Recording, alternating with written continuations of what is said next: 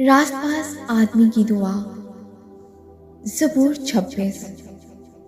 आए खुदावंद मेरा इंसाफ कर, क्योंकि मैं रास्ते से चलता रहा हूँ और मैंने खुदावंद पर बेलज्जिश तवक्कल किया है।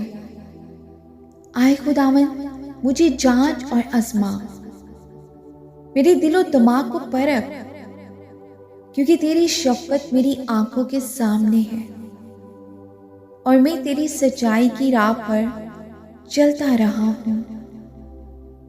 मैं बेहुदा लोगों के साथ नहीं बैठा, मैं रियाकारों के साथ कहीं नहीं जाऊंगा।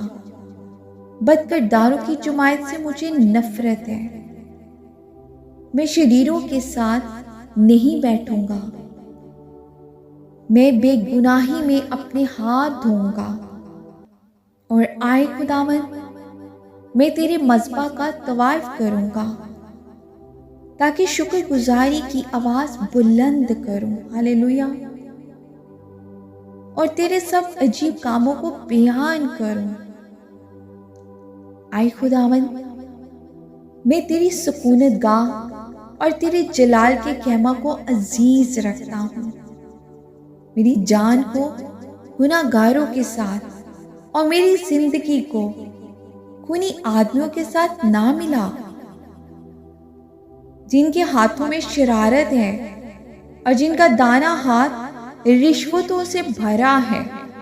पर मैं तो रास्ते से चलता रहूंगा। आमीन।